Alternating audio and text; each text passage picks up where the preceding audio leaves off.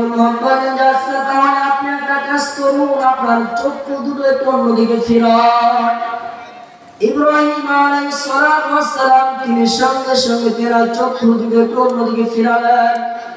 মালাকুল মউত আল্লাহ রাব্বুল আলামিনের ওয়াটার তিনার আসল আকৃতি পাল্টে যে আকৃতিতে বক্তার রূপকে কবজ করে ওই আকৃতি ধারণ করলেন। ওই আকৃতি ধারণ করার পর ইব্রাহিম আলাইহিস সালামকে বলতেছেন আপনি আমার দিকে তাকান। ইব্রাহিম আলাইহিস সালাম তাকাইয়া দেখে যে মালাকুল মউতের মাথার আসমানে তিনার পা দুটো জমিনে, তিনার শরীরের প্রত্যেকটা লোম থেকে আগুনের লালা বের হচ্ছে এবং তিনার শরীর থেকে এত দুর্গন্ধ ছড়াচ্ছে যা দুনিয়ার কোনো জিনিস দ্বারা বোঝানো সম্ভব নয়।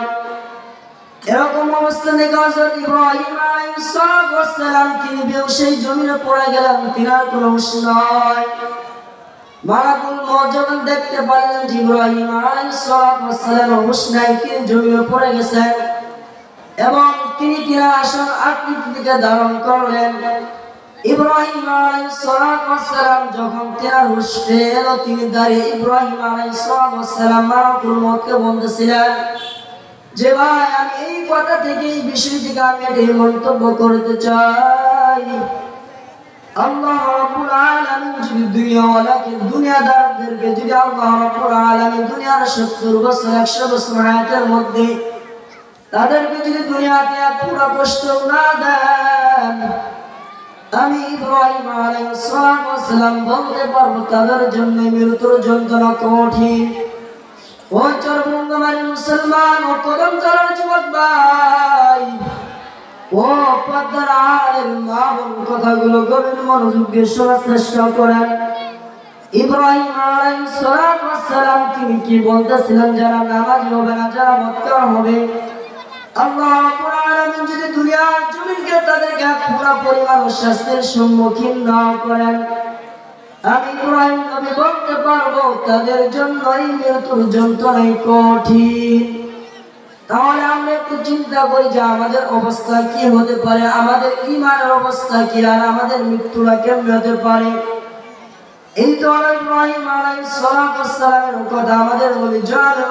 নবী সাল্লাল্লাহু আলাইহি সাল্লাম সাহাবায়ে কেরামদেরকে বলতেছেন আমার সাহাবারা, নবী সাল্লাল্লাহু আলাইহি সাল্লাম সাহাবায়ে কেরামদেরকে বলতেছেন আমার সাহাবারা, যারা বক্তার হবে, যারা আল্লাহর দ্বীনকে মানবে না, যারা নবীকে মানবে না, বক্তারের মৃত্যু কেমন হবে তোমাদের এই বিষয়ে কি কোনো ধারণা রয়েছে? সমস্ত সাহাবায়ে কেরাম বললেন ইয়া রাসূলুল্লাহ ইয়া হাবিবাল্লাহ, এই বিষয়ে তো আমাদের কোনো ধারণা নাই।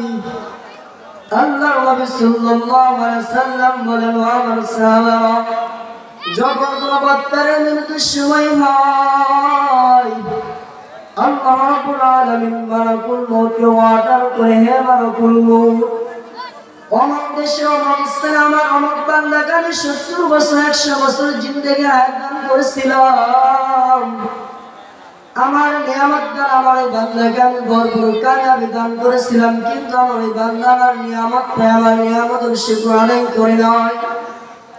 নবী সাল্লাল্লাহু আলাইহি সাল্লাম বলেন ও আমার সাহাবারা, আল্লাহ রাব্বুল আলামিন ওই মালাকুল মউতকে রাগান্বিত আওয়াজে বলে মালাকুল মউত ওই নাফরমানের নিকট তুমি যাও, আমার যে ফেরেশতাদের দ্বারা আমি জাহান্নামকে বেষ্টন করে রেখেছি, আমার যে ফেরেশতাগুলো জাহান্নামের কাজে নিয়োজিত রয়েছে, ওই জাহান্নাম থেকে 500 ফেরেশতা